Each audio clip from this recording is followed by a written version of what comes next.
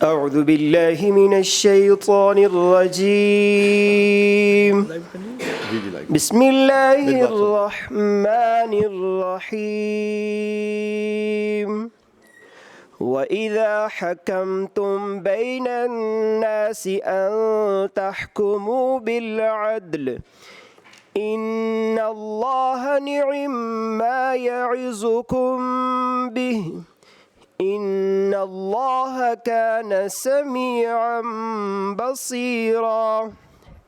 अल्लाह के नाम से शुरू जो बड़ा मेहरबान निहायत रहम करने वाला है।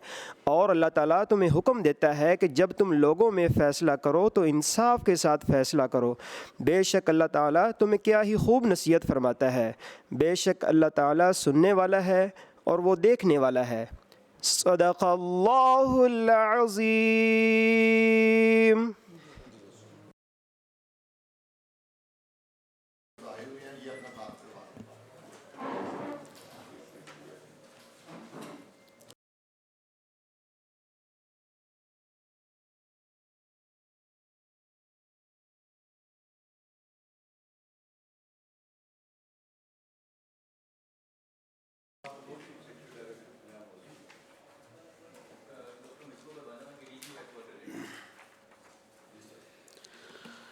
बिस्मिल्लाहिर्रहमानिर्रहीम।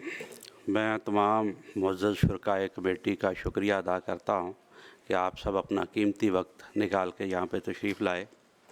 पिछली मीटिंग में मुअज़्ज़ज़ अरकान कमेटी ने कहा था कि हम कानून के मुताबिक जो रिटायर्ड मुलाज़मीन हैं इनको बेयारो मददगार नहीं छोड़ सकते और इनको हर हाल में हम प्लाट देने का कोई ना कोई बंदोबस्त करें, जिस पे जनाब एडिशनल चीफ सेक्रेटरी साहब आज मेरा ख्याल वो तशरीफ़ नहीं लाए।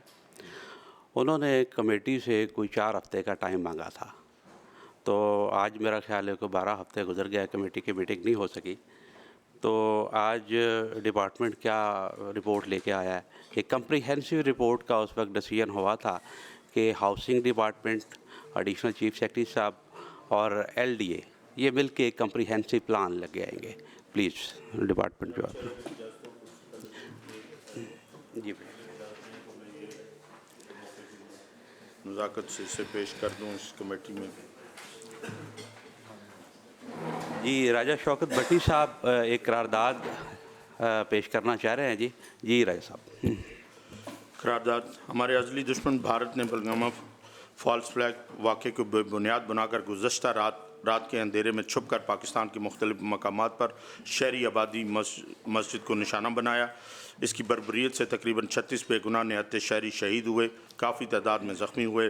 भारत की इस बर्बरियत के जवाब देना हमारा कौमी और दीनी फरीज़ा है, जिसे हमारी बहादुर फ़ौज ने बग़ैर वक्त ज़ाया किए 5 जंगी जहाज़ तबाह करके इस बुज़दिली मोदी और जो दुनिया में अमन का दुश्मन है बड़ा वाज़े पैगाम दिया। और अगर आइंदा कोई ऐसा मासूम हरकत का सोचा भी तो इसका भरपूर जवाब दिया जाएगा। इस वक्त पाकिस्तानी कौम को यकजा होकर अफवाज पाकिस्तान के शाना बशाना खड़े होने की ज़रूरत है। कौम ने ये साबित कर दिया कि हम ज़िद्दा कौम हैं और मुल्क की दिफा के लिए हम सब एक हैं, अपनी पाक अफवाज के साथ खड़े हैं। ये मौजूद जवान बजरिया वफाकी हुकूमत अक़वाम मुत्तहिदा बाकी तमाम आलमी इदारों से पुरज़ोर मुतालबा करता है कि वो सब भारत की हरदर्मी, बदमाशी, बैनुल-अक़वामी क़वानीन की खिलाफ वर्जी और बेगुनाह निहत्ते शहरियों की शहादत पर भरपूर एक्शन ले।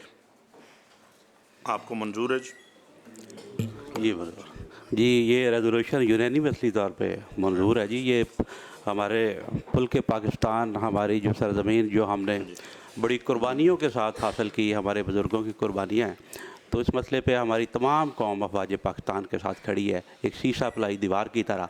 और हर पाकिस्तानी जो है इस मामले पे अपनी फ़ौज के साथ है। हर पाकिस्तानी जो है, हर शहरी एक सिपाही है। ये 24 करोड़ अवाम का मुल्क, 24 करोड़ फ़ौज है और हम अपने मुल्क पे इंशाअल्लाह ताला अफवाज पाकिस्तान के साथ खड़े हैं और ये अफवाज हमारे मुल्क पे आँच नहीं आने देगी। ये करारदाद यूनानिमसली तौर पे पास है जी। बहुत शुक्रिया।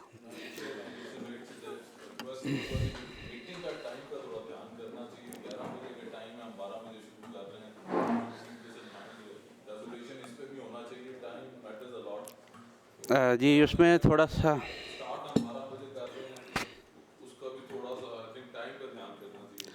जी, इसमें थोड़ा सा मैं भी असम्बली सेक्रेटेरिएट को ये डायरेक्शन दूंगा कि बहुत सारे मेंबरान जो हैं वो दूसरी कमेटीज़ के मेंबर भी हैं।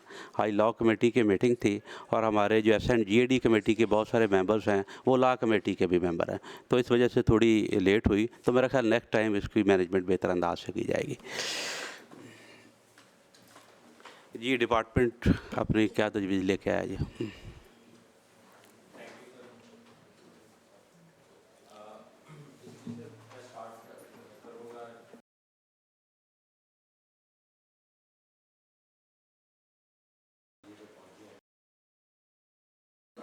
माइक।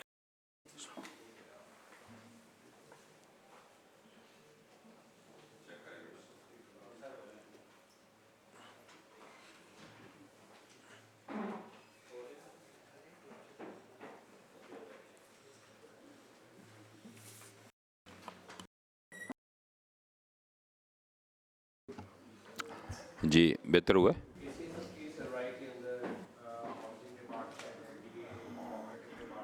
और फाटा की मीटिंग्स हुई डिटेल के अंदर, उनका स्टॉक टेक भी किया गया। तो सर अब आपकी इजाज़त से मैं सर डिटेल अब स्टार्ट करता हूँ।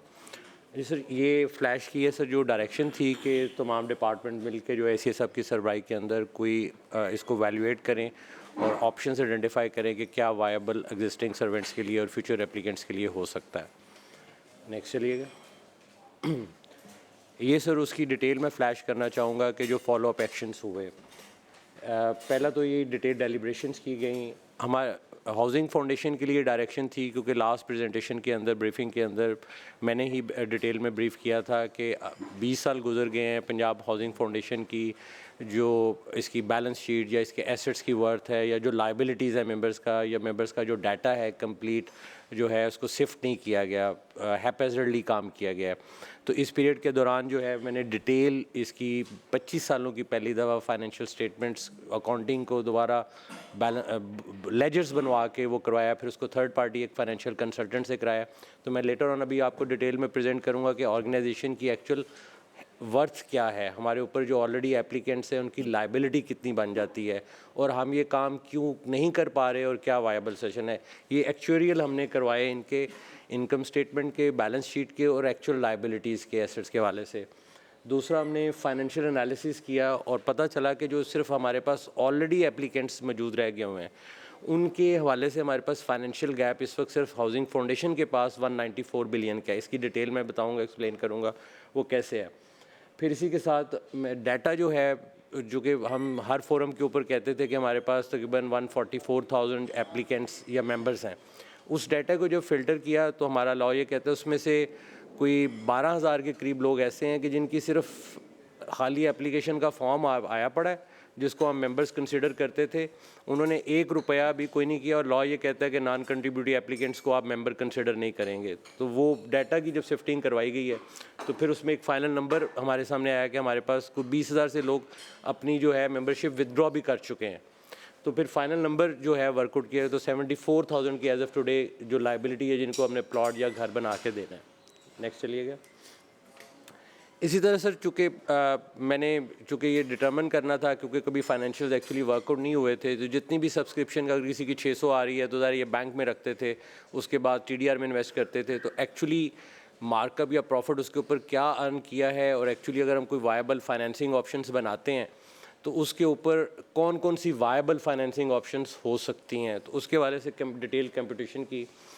एक और चीज़ मैंने उस अंदाज से भी सोचा कि अगर कैश फ्लो कम है, कैश के रिसोर्सेज कम है, तो जो existing 11 housing schemes housing foundation ने बनाई है, तो ज़्यादातर हाउसिंग फाउंडेशन का जो मॉडल चलता है कि वो अपने पैसे रिसोर्स जनरेट करते हैं कमर्शियल एरिया से। लेकिन ये भी मेरे लिए बड़ा सरप्राइजिंग था कि नॉर्मली किसी भी हाउसिंग स्कीम के अंदर कमर्शियल एरिया की जो आज प्रोविजन अवेलेबल है वो 10% ऑफ द टोटल एरिया है, लेकिन इन हाउसिंग स्कीम में वो सिर्फ एक कोने रॉ लैंड के तौर पे सारी की सारी स्कीमों में प्लानिंग में छोड़ दिए गए ये कमर्शियल एरिया होंगे, लेकिन वो सिर्फ 0.5% ऑफ द टोटल एरिया है। लेकिन मैंने उनको भी प्लान करवाया है और उनकी फिर एक स्टेट बैंक के वैल्यूएटर से सेस कराई है, वो मैं प्रेजेंट करूँगा। वो 12 अरब रुपये उससे जनरेट हो सकते हैं आफ्टर डेवलपमेंट। नेक्स्ट चलिएगा।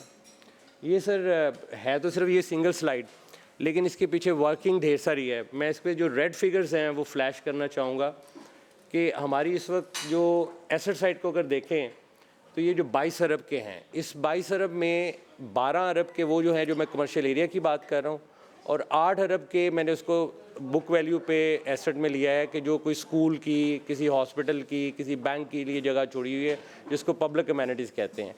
ये फिगर स्टेट बैंक के वैल्यूएटर से असेस करवा के मैं लॉक कर रहा हूँ। इसके बाद 29 बिलियन जो है इस वक्त TDRs टर्म डिपॉजिट सर्टिफिकेट्स में इन्वेस्टमेंट मौजूद है, तो ये कैश फ्लो हमारे पास 29 बिलियन का है। अगर मैं लाइबिलिटीज़ वाली साइड पे जाता हूँ तो नीचे जो रेड में है मेंबर्स की पेंडिंग लाइबिलिटी, जो 72,000 जो मेंबर्स जिनको हमने प्लॉट या देना है, तो एक अगर बॉल पार्क फिगर्स के हवाले से आज की मैं देखूं, जिसकी मैं डिटेल अभी आपको प्रेजेंट कर रहा हूं साथ ही, कि ये 193 बिलियन की लाइबिलिटी है। अगर हमने सिर्फ 72,000 को जो रिमेनिंग है प्लॉट डेवलप करके देने हैं, 5 मरला का, 7 मरला का, 10 मरला का, तो 1 कनाल का, तो हमें 193 बिलियन चाहिए। ये फंडिंग ऐप है, इसके लिंक पे क्लिक कीजिएगा। ये सर उसकी अब बड़ी बहुत ही जो है वो ग्लेरिंग फिगर है। अगर हमें 2 मिलियन पर कनाल पे भी, क्योंकि अब स्टेट लैंड तो है कोई नहीं, क्योंकि अवेलेबल नहीं है, इसलिए आइडेंटिफाइड नहीं है, अगर 2 मिलियन पर कनाल भी जगह ली जाए तो जो लैंड रिक्वायर्ड है वो 64,000 कनाल प्लस है, और इसकी कॉस्ट 128 बिलियन है। आजकल जो पर कनाल डेवलपमेंट चार्जेस लग रहे हैं, जो आज की as of today current cost है, वो मिनिमम 3 मिलियन पर कनाल है। उसकी बेसिस पे 96 बिलियन इतने मेंबर्स के लिए डेवलप करने के लिए चाहिए। ये टोटल बन जाता है 225। अगर उसमें में से मैं जो इस वक्त 29 बिलियन कैश फ्लो मौजूद है, और अगर 2042 तक को 2 अरब रुपए और आने हैं मेंबर्स की सब्सक्रिप्शन में, ये कर लूँ तो ये टोटल 31 बिलियन बन जाता है, लेकिन गैप आ जाता है 193 बिलियन का। तो ये ग्लेरिंग जो है इस पूरे एनालिसिस के बाद समझ आई कि हम क्यों डेवलप नहीं कर पाते। ये इसकी वजह मैं थोड़ा सा यहाँ पे हिंट दे के फिर आगे फर्दर एक्सप्लेन करूँगा। जब ये ऑर्गेनाइजेशन का स्ट्रक्चर डिज़ाइन किया गया तो शायद इसका फाइनेंशियल मॉडल या बिज़नेस मॉडल ठीक नहीं बनाया गया, क्योंकि मेंबर्स 600, 900, 1000 या आज की डेट में कुछ लास्ट ईयर रिवाइज़ किए हैं, उन्होंने देना था 20 सालों में या 15 सालों में, या एक जो 2005 में इमीडिएटली रिटायर हुआ उसकी एक सब्सक्रिप्शन आनी थी। जितने भी हाउसिंग मॉडल्स होते हैं वो एटलीस्ट 20%, 10%, 15% उसकी डाउन पेमेंट लेते हैं, ताकि एक हेल्दी कैश फ्लो आ जाए, फिर उसकी बेसिस के ऊपर वो बनाएं, डेवलप करें, उससे रीजनरेट करें पैसे। हेयर इन दिस केस अगर किसी, मैं वो आगे जाके दिखाऊंगा, मेंबर की सब्सक्रिप्शन जो है, एवरेज सब्सक्रिप्शन जो 5-10 मरले की, उसने पूरे टेन्योर में 1 लाख या 1.25 लाख देनी है। जिसका कनाल का प्लॉट है उसने कोई 2,91,000 देनी है, जबकि उसकी कॉस्ट ऑफ डेवलपमेंट जो है वो कोई 70 लाख, 50 लाख, 40 लाख आती है। अब जो डिफरेंस है कि इस ऑर्गेनाइजेशन के पास वो कैश फ्लो तो नहीं है कि वो 1 लाख की टोटल जो उसने 20 सालों में सब्सक्रिप्शन ली है उसके अगेंस्ट ये डेवलप कर पाए। आगे वापस चलिएगा, नेक्स्ट। ये सर वो सब्सक्रिप्शन है एवरेज मैंने फ्लैश की है कि जो 5 मरले के अगेंस्ट पहले 600 रुपये लिए जाते थे, 2017 में रिवाइज़ करके 1000 रुपये किए गए हैं। 7 मरले के पहले 900 रुपये लिए जाते थे, फिर 2000 किए गए हैं। 10 मरले के 1200 और फिर 3000 किए हैं। और अभी मेजॉरिटी जो more than 40% of the members ये पैसे भी नहीं देते। जब किसी की बारी आ जाती है, प्लॉट जिसकी सीनियरिटी में आ जाता है, वो उस वक्त इकट्ठे करके पैसे लेके आता है कि जी अब ले लें, लॉ रोकता नहीं था। तो एवरेज सब्सक्रिप्शन अगर रेगुलर भी आए पूरे टेन्योर में, तो वो 5 मरले के अगेंस्ट 1,10,000 रुपये आ रही है, 7 मरले के अगेंस्ट 1,40,000 रुपये आएगी, 10 मरले के अगेंस्ट 2,31,000 रुपये आएगी, 1 कनाल के अगेंस्ट 3,01,000 रुपये आएगी। इससे हुआ क्या? आगे चलिएगा, नेक्स्ट। जबकि कॉस्ट ऑफ डेवलपमेंट अगर मैं आज की इसमें सिर्फ मिनिमम फिगर्स के ऊपर करूं तो 5 मरले का प्लॉट जो है वो 19,37,000 में डेवलप होगा, 7 मरले का 27,12,000 में होगा, 10 मरले का 38,75,000 में होगा, 1 कनाल का 77 लाख में होगा। जबकि उसके अगेंस्ट जो कैश फ्लो अगर वो पूरे का पूरा अवेलेबल भी हो तो वो 1 लाख और मैक्सिमम 3 लाख की फिगर है। ये सबसे बड़ा जो है वो बॉटल नेक है। आगे चलिएगा, नेक्स्ट। दूसरा सर जो मैंने कहा कि मैंने मार्कअप की कंपटीशन की, ये 2005 से लेके 2024 तक मैंने तीनों पे जो काइबोर रेट क्या था, जीपी फंड रेट क्या था, क्योंकि हम सिविल सर्वेंट्स की बात करते हैं तो उनकी कैलकुलेशंस नॉर्मली जीपी फंड या पेंशन रूल्स के मुताबिक की जाती है कि प्रॉफिट कितना अर्न किया, टी बिल्स के ऊपर था। तो वो जो रेड लास्ट कॉलम है सर, एवरेज रेट लिखा हुआ है कि काइबो रेट 11.35% एवरेज रहा, जीपी फंड जो है वो 12.44 रहा और टी बिल जो है वो 10.93% रहा। ये सर कैलकुलेशन इसलिए की कि जो मार्कअप एक्चुअली इवन जो इसके ऊपर प्रॉफिट भी अर्न था, तो वो ये यूँ नहीं होता था कि जो पैसे किसी के अगर 900-600 मंथली मेंबर्स के आ भी रहे हैं तो फौरी तौर पे वो TDRs प्रॉफिट अर्निंग इंस्ट्रूमेंट्स में इन्वेस्ट नहीं होते थे। वो कोई सर्टेन टाइम पीरियड, साल 2 साल के बाद जब इकट्ठी अमाउंट हो जाती थी तब, तो इसलिए वो इंस्ट्रूमेंट्स के ऊपर वो प्रॉफिट भी अर्न नहीं किया जा रहा था। आगे चलिए। अब सर मैंने इसकी कैलकुलेशन की कि लेट से सिर्फ अपने आप को कि अगर लेट से कि मेंबर्स को कोई फाइनेंसिंग ऑप्शन देनी है, किसी बैंक के पास जाना है, तो जो उनकी कंट्रीब्यूशन आई एक्चुअल उसके ऊपर मैंने प्रिंसिपल मार्कअप देना है, तो वो काइबो रेट पे 47 बिलियन की लाइबिलिटी बनती है, जीपी फंड के ऊपर 51 बिलियन की बनती है और टी बिल रेट के ऊपर 46 बिलियन की बनती है। जब ये सारा एनालिसिस कर लिया कि डेवलपमेंट कॉस्ट क्या पड़ेगी, लैंड कॉस्ट क्या है, फाइनेंसिस क्या है, तो अब मैंने ये नहीं एज ए ऑर्गेनाइजेशन हम सब ने बैठ के इसको ACSF की सरबराही में एवेल्यूएट किया, क्योंकि आपकी डायरेक्शन थी कि कोई सोल्यूशन, वायबल सोल्यूशन क्या हो सकता है। हमने बाकी जो इवन मॉर्गेज फाइनेंसिंग के जो मॉडल्स हैं, जो अभी हाउसिंग जिसकी डिटेल जिन्होंने एक CM साहब की डायरेक्शन के ऊपर एक हाउसिंग मॉडल जो है वो शुरू किया हुआ है, उसको भी एवेल्यूएट किया। तो वो कोई 2-3 ऑप्शंस ही ज़हन में आती हैं कि जो वायबल हो सकती हैं। जो हमारा पिछला पब्लिक सेक्टर का जो एक्सपीरियंस है, हाउसिंग ने, CPLC ने आशियाना भी शुरू किया, वो घर बना के देने भी शुरू किए, तो हमें तो यही नज़र आता है कि प्लॉट डेवलप करके या हाउस डेवलप करके ऑप्शंस जो है वो एटलीस्ट हमारी 45-60 ईयर्स की जो है एक्सपीरियंस से नहीं साबित होता कि हम ये कर सकें। मैं ये बिल्कुल कैंडिड ओपिनियन हाउस के सामने रख रहा हूँ। वो इस वजह से कि सर फॉर एग्जांपल अगर LDA है, वैसे तो सेक्रेटरी साहब खुद बताएंगे, लेकिन अगर LDA ने लास्ट एक सिटी हाउसिंग स्कीम शुरू की है LDA ने, तो वो उसके अंदर भी 10 साल गुजरने के बाद, मेरे ख्याल 10 साल से भी ज़्यादा गुजर गया, 2011-12 में LDA सिटी शुरू हुई थी, वो आज तक सिर्फ कोई 2000 या 2500 लोगों को पोजेसन दे सके हैं। उससे पीछे LDA एवेन्यू 1 है जो कि 1998 में शुरू हुई थी, उसके अंदर भी आज भी 20-25% लोग रहते हैं जिनको अब वो प्लॉट डेवलप दे नहीं सके। फिर फाटा का था, फाटा ने जो 19 लो कास्ट हाउसिंग स्कीम अप्रूव की हैं, उसमें सिर्फ जो F फॉर्म यानी सिर्फ जो उसकी टेक्निकल अभी इजाज़त दी है, वो 7 के अंदर अभी ऑन ग्राउंड जो है वो कोई 100 प्लाट भी 5 मरले वाले डेवलप नहीं है। तो ये हमने सोचा कि ये हम कर क्यों नहीं पाते हैं। ये एक कोई प्राइवेट एंटरप्रेन्योर करता है तो वो तो सक्सेसफुली थोड़े अरसे के बाद कर पाता है, तो उसकी रीज़न्स बेशुमार हैं, लेकिन सारे एनालिसिस का जो आगे रिज़ल्ट है मैं फ्लैश करता हूँ। नेक्स्ट पे जाइएगा। ये चैलेंजेस थे जो मैंने पीछे अपने एनालिसिस में बताया कि इस वक्त 72,000 का जो बैकलॉग है मेंबर्स का, हमारे पास फंडिंग गैप है कि 194 बिलियन की जो है एज अगेंस्ट अवेलेबल रिसोर्सेज है, क्योंकि इस वक्त कोई वायबल जो है बिज़नेस मॉडल नहीं बनता इन रिसोर्सेज के ऊपर और इस कॉस्ट कंस्ट्रेंट के ऊपर। और अभी हम 20 सालों में सिर्फ़ और सिर्फ ये जो हाउसिंग फाउंडेशन है सिर्फ 12,000 जो है लोगों मेंबर्स को प्लॉट्स या हाउस बना के दे सकी है। और दूसरा है कि अगर आपकी डायरेक्शन थी कि जो फ्यूचर एम्प्लॉइज़ सर्वेंट्स को भी कोई सोल्यूशन लाना है, तो ये तो सिर्फ वो उस टेन्योर में 2005 के अंदर जो एनरोलमेंट मेंबर्स की हुई वो वही है। 2005 के बाद मेंबरशिप भी फ्रीज थी, किसी और के लिए मेंबरशिप भी नहीं दी गई। ठीक है, हल ऐसा होना चाहिए कि जो फ्यूचर के लिए रेप्लिकेबल और आगे भी होना चाहिए। एक और इशू है जो मैं यहाँ पे फ्लैश करना चाहूँगा कि मैं अगर पिछले मुझे 3 महीने से ज़्यादा अरसा हो गया यहाँ पे पोस्ट हुए, बट 3 महीने में मेरे जो 2 महीने हैं वो सुबह से लेके दोपहर तक जो है ना वो अदालतों के अंदर ही गुजरे हैं।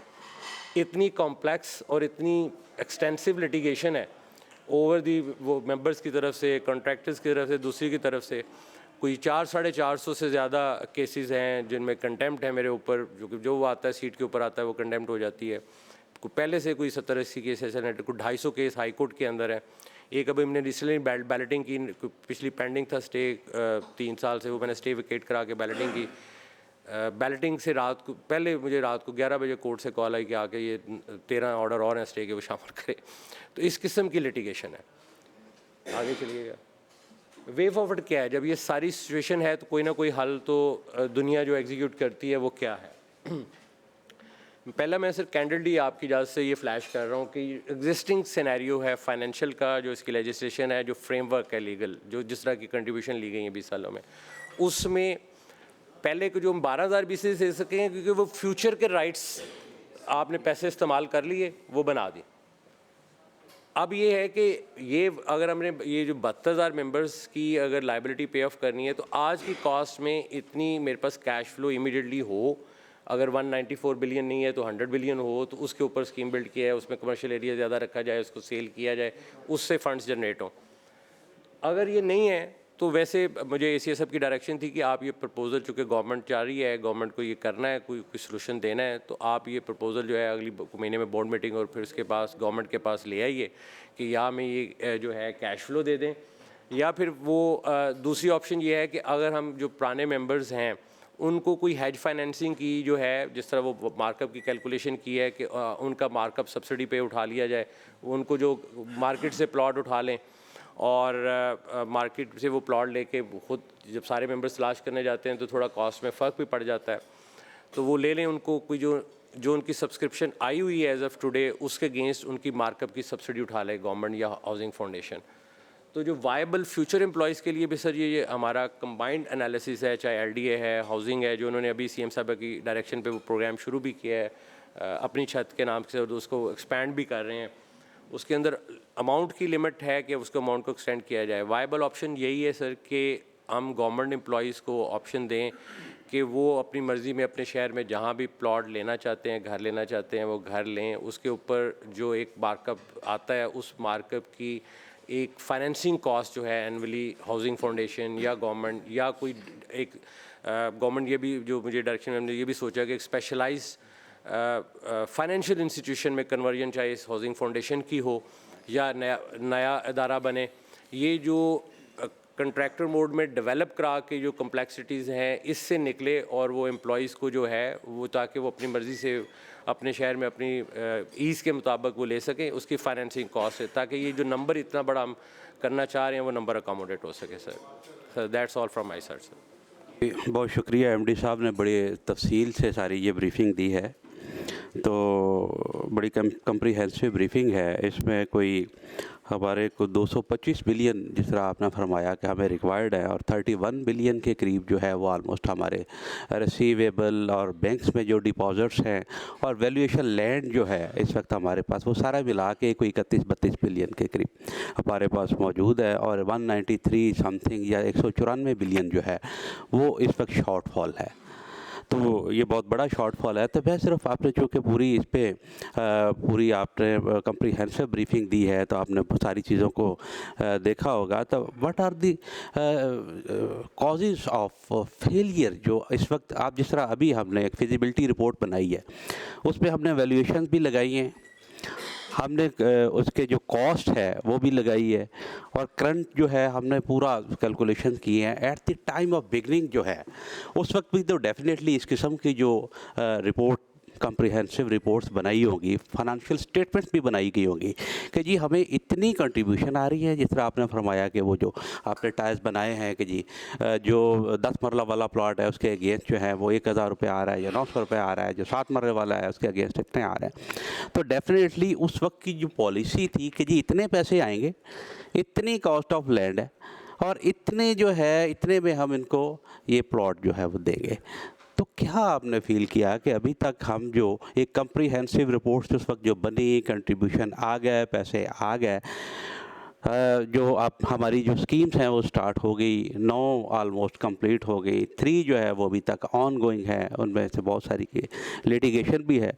तो इस सारे सिनेरियो में हमारी नाकामी की क्या वजह है कि हम कमिटमेंट को, क्या हमारी जो उस वक्त की वैल्यूएशन थी वो रॉन्ग थी, क्या what was the reason behind? I am afraid sir हमारी फेलियर की वजह क्या है? हमारा डिपार्टमेंट क्यों इसमें फेल हुआ है? सर डेवलपमेंट जो आपका अदारा है ये क्यों फ्लॉप हुआ है?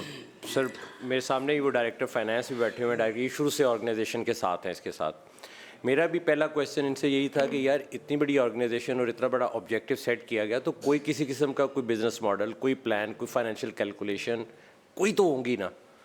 There was no as such as of today जो मैं आज बना के लाया, इससे पहले ऑर्गेनाइजेशन की कोई फाइनेंशियल स्टेटमेंट भी कोई नहीं थी, कभी असेस नहीं किया गया आज तक। इसके अकाउंट्स की जो स्टेटमेंट की वर्थ में आता है, इनकम स्टेटमेंट या बैलेंस शीट, वो नहीं बनी, नहीं बनवाई गई।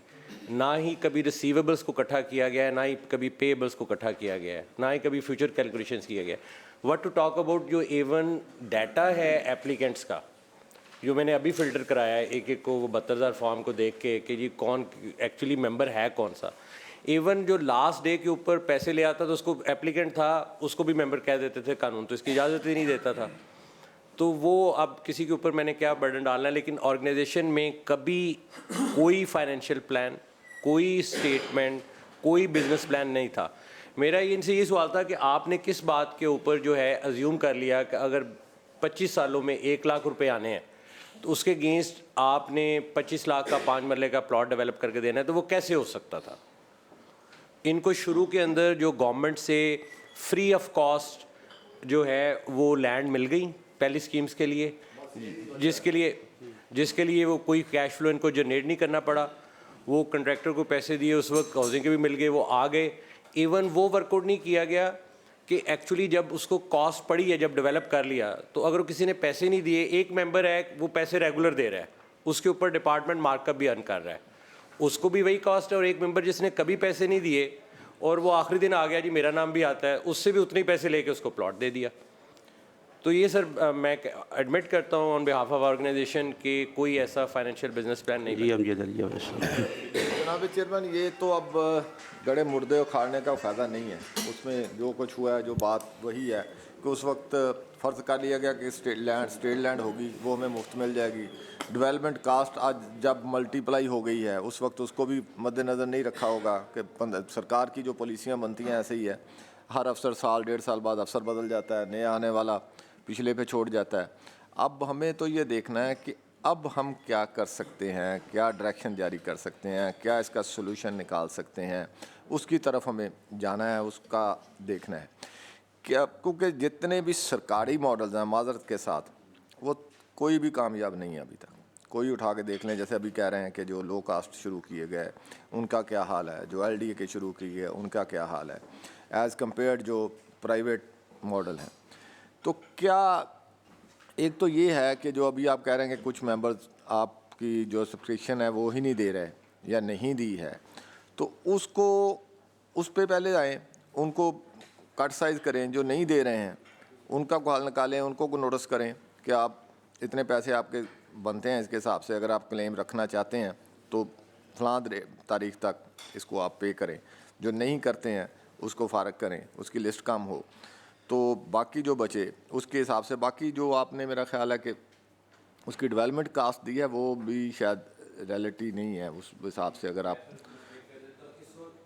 करंट LDA के, DHA के या इवन प्राइवेट हाउसिंग के, वो 35 से 40 लाख रुपए पर कनाल, including grid cost, electrification cost पर कनाल दिया जाता है। पर कनाल ये ओवरऑल लैंड का नहीं होता सर। जितनी अगर 100 कनाल डेवलप करने हैं तो ये 50 कनाल की पर कनाल कास्ट होती है, उसके 50% रोड्स में चला जाता है। अगर जो डेवलप प्लॉट की शक्ल में आने हैं उसके ऊपर सर जो आज का रेट चल रहा है, इसके ऊपर मैंने सिर्फ बॉल पल्क फिगर नहीं ली, मैंने इसके सर एस्टिमेट्स एज़ पर जो फाइनेंस डिपार्टमेंट के जो शेड्यूल रेट्स हैं उसके मुताबिक कैलकुलेट करके सर करवाई है। ठीक है, मैं इसमें चेयर की इजाज़त से, इसमें मेरे ख्याल के मुताबिक 1-2 ऑप्शंस हो सकती हैं। एक तो पहले नंबर पे आप सब्सक्रिप्शन बढ़ा सकते हैं एक रीज़नेबल अमाउंट तक। मतलब 1,000 रुपये आजकल जो आप काट रहे हैं, मतलब ये तो नथिंग है ना प्लॉट की मद में। नंबर 1 मैंने इसको डिटेल में सर एवेल्यूएट किया जी, इस प्रपोजल को भी वर्कआउट किया। एक्चुअली ये 72,000 में से इस वक्त 46,000 की लाइबिलिटी है जो 12 साल गुज़श्ता से पेंडिंग है। ये लोग रिटायर्ड हो चुके हैं।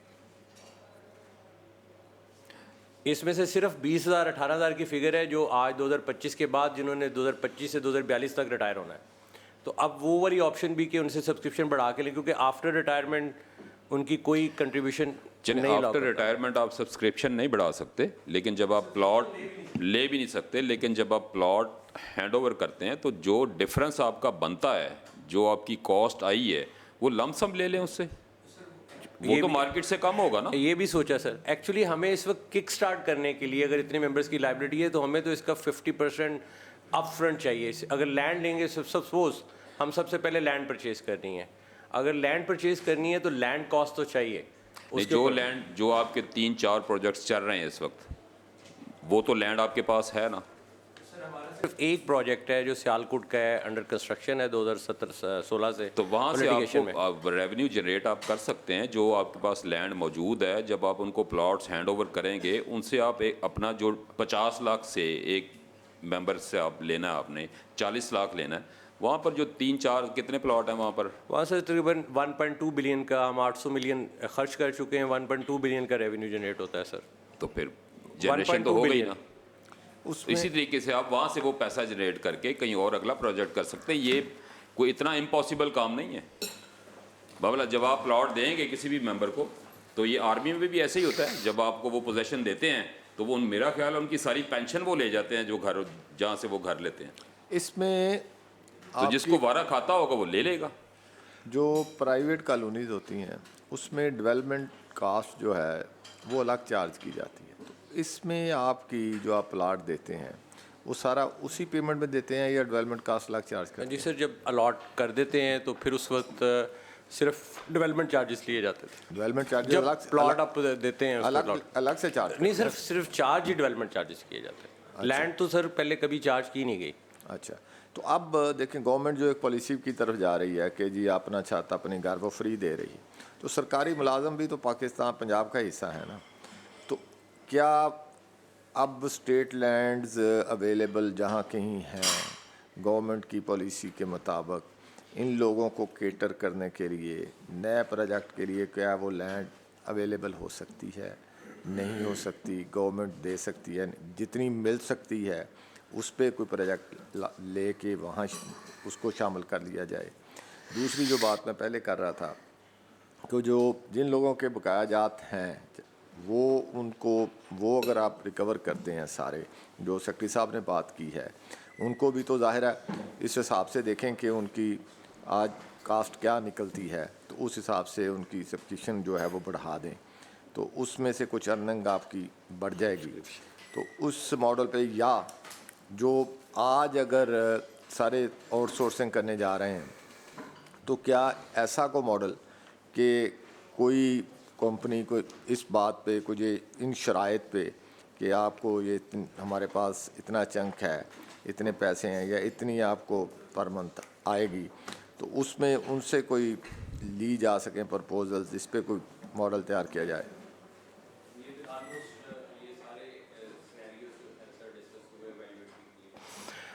इशू सर ये है कि मैंने अपनी जो फाइनेंशियल वर्क इसमें जो फ्यूचर रिसीवेबल्स भी हैं ना मौजूदा करंट रेट्स पे, वो भी सारे वर्कआउट करके वो 2.2 बिलियन वाले ऑलरेडी शामिल किए हुए हैं। वो ज़रा क्लिक कीजिएगा जो फाटा के और प्राइवेट हाउसिंग स्कीम का सर्वे किया। मैंने ये भी किया कि अगर हम डेवलप नहीं कर पाते तो लॉ में अमेंडमेंट करके जो प्राइवेट हाउसिंग स्टॉक्स लोगों के स्कीमों के पास हों, जो हमारी कॉस्ट के आसपास के, उसका डिटेल सर्वे भी जो करवाया वो उसमें अच्छा सर, मैं एक क्वेश्चन ऐड कर सकता हूँ अगर इससे पहले, ये मुकम्मल करने से पहले? नहीं, वो इसी क्वेश्चन में अगर जवाब दे दें तो, कि आपने 72,000 एप्लीकेंट बता दिए, इस ब्रीफिंग का ये भी हिस्सा नहीं होना चाहिए था कि इस वक्त इनके पास कितने प्लॉट्स हैं इंक्लूडिंग LDA, RDA जो भी सारे हैं, और कितनी लैंड मौजूद है, और कितने प्लाट्स जो हैं वो ऑलरेडी इनके पास बन सकते हैं, डेवलप लैंड कितने हैं, ज़मीन कितनी है? ये तो इसमें किसी चीज़ में नज़र नहीं आया कि हमें जो असल चीज़ है कि लेने वाले मौजूद हैं, जो देनी चीज़ है हमने ये कह रहे हैं हमारे पास मौजूद ही नहीं है, क्या है? इसका भी थोड़ा सा बता देंगे। GMD साहब, कितना क्वेश्चन मौजूद है हमारे पास लैंड के अंदर के, कितने प्लॉट्स, जिस तरह आपने सियालकोट के बारे में बताया कि वहाँ क्वेश्चन मौजूद है? सियालकोट की स्कीम है जो लैंड हमारे पास जिसकी कीमत पेड है और मौजूद है। बाकी कोई 1100 प्लॉट डेवलप या अनप्लेड जो एग्जिस्टिंग 9 स्कीम्स के अंदर हैं, जो लिटिगेशन के अंदर हैं, that is the available sir. Total land जो हमारे पास मौजूद है, एवरी एसेट, चाहे कोई मोटर भी पड़ी हुई है ना, तो मैंने उसको स्टॉक टेक करा के इस बैलेंस शीट के अंदर अकाउंट फॉर करा लिया है। इसके अलावा कुछ लैंड्स इसमें गवर्नमेंट ने ये रूडा के तहत जो बाईपास के साथ, ये मेरी एक मोशन भी थी इस पे, 465 एकड़ रकबा जो है उसको मखसूस किया था सरकारी मुलाजमीन के लिए, प्लाटों के लिए, ठीक है। तो वो क्यों इसमें टेकअप नहीं होते? वो कौन से सरकारी मुलाजम है जिसको वो 465 एकड़ मिलने हैं? सर वो अभी वो मेरा जो आप बात रेफ़र कर रहे हैं, इफ़ आई एम राइट, कि ये पिछले साल एप्लीकेशन सी की गई थी, उसकी कॉस्टिंग तो आई नहीं, अभी तो सिर्फ वो साइट जो है साइट भी थी सर, कोई एप्लीकेशन भी सी की गई थी कुछ लोगों से, वो उसके बाद वो उसकी कॉस्टिंग के ऊपर, क्योंकि वो प्लान था कि मिसाल के तौर पे वहाँ पे जो कनाल का प्लॉट ऑफर किया गया था वो कोई 1 करोड़ 80 लाख के करीब, ऐसे ही है, 1 करोड़ 80 लाख, और उसका अप फ्रंट 45 लाख, और इसी तरह जो कोई 5 मरले का प्लॉट था वो 50 लाख 55 लाख का, और अप फ्रंट जो है 15 लाख।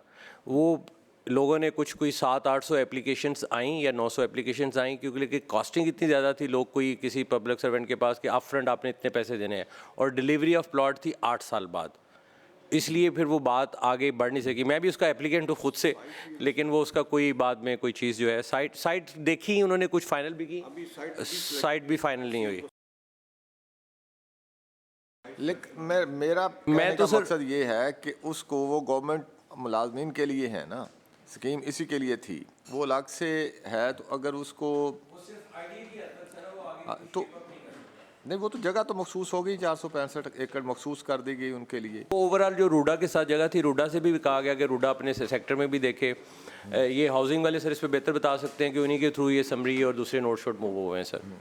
वो मैं तो यही कह रहा हूँ, अगर वो कहीं मौजूद है सतह ज़मीन पे, तो उसको भी ये आप भी तो सरकारी मुलाजमीन की ही बात कर रहे हैं ना, जो पहले से एप्लीकेंट मौजूद है, नए की जो एप्लीकेशनें मांग रहे हैं, जो पहले लटक रहे हैं, मर गए हैं, रिटायर हो गए हैं, तो उनको यहाँ क्यों नहीं कैटर किया जा सकता? वो सर मैंने रूडा में बात की, रूडा ने कहा कि अगर हम इस पूरी, हमारा ज़्यादा चंक है 5 मरले वाले भी और 7 मरले वाले भी, तो उन्होंने कहा इस पूरे जो, अगर हम 8 साल बाद ये जिसका हम वादा कर रहे हैं कि अगर ये डेवलप हो जाता है 8 साल पोजीशन होंगे, तो ये टोटल उसके अंदर उन्होंने अपने फंड जनरेट करने के लिए जो 50% प्लॉट्स है वो ऑलरेडी डेवलपर के साथ एग्रीमेंट करके फाइलें उनको दे दी हुई हैं, जो उनका उसमें से कुछ चंक जो था 5 मरले वाला वो या 7 मरले वाला उन्होंने गवर्नमेंट एम्प्लॉयज़ को ऑफ़र करना था, लेकिन उसकी फाइनेंस अभी जो गया हुआ है कि इस फाइनेंसिंग कॉस्ट के ऊपर जो है गवर्नमेंट एम्प्लॉयज़ तो कोई लेने को, तो ये तो मार्केट प्राइस है, तो वो मार्केट प्राइस से फिर आगे चला समझ नहीं पा रहा कि ये ओवरऑल रूडा से ये प्लाट उठाने हैं या एक कॉलोनी की सूरत में, एक इलाके की सूरत में ये 465 एकड़ जो सर है। मुझे इसकी डिटेल नहीं पता, ये हाउसिंग वाले बता सकते हैं, मैं तो एज ए एप्लीकेंट मुझे ये सारी इन्फॉर्मेशन है वो जो तो मैंने होगा बात ना, की। लेकिन जब ये आप 465 एकड़ उन्हें दे रहे हैं, किसी ख़ास शोबे को लिए आप मखसूस कर रहे हैं, तो वो प्लाट तो हो नहीं सकते, वो तो ज़मीन ही होगी। वो स्कीम के अंदर होगा सर, नक्शे के ऊपर प्लॉट्स होंगे अभी सर क्यों ये प्लॉट्स हैं या ये तो एकड़ों की बात है, प्लॉटों की तो है ही नहीं सर।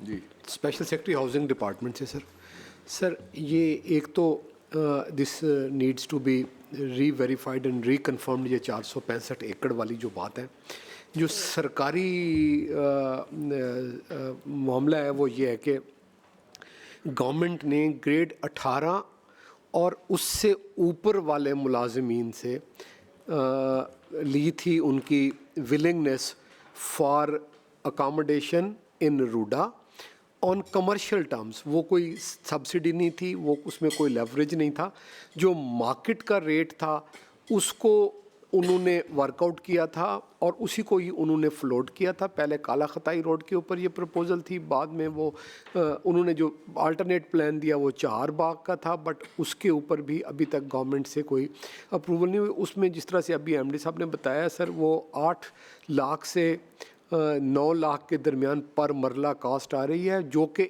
इस ओवरऑल स्कीम के साथ तो किसी लिहाज से भी इन सिंक नहीं होती है। और उसके लिए जो मिनिमम रिक्वायरमेंट थी वो ग्रेड 18 का सर्विंग ऑफिसर था। ये जो थी स्कीम, इसके लिए कोई रिक्वायरमेंट नहीं थी, ये ग्रेड 1 से लेके ग्रेड 22 तक के लोगों के लिए थी और इसमें डिफरेंट कैटेगरीज थी। जिसको अभी ऑनरेबल मेंबर ने मेंशन किया वो स्कीम मैच्योर नहीं है।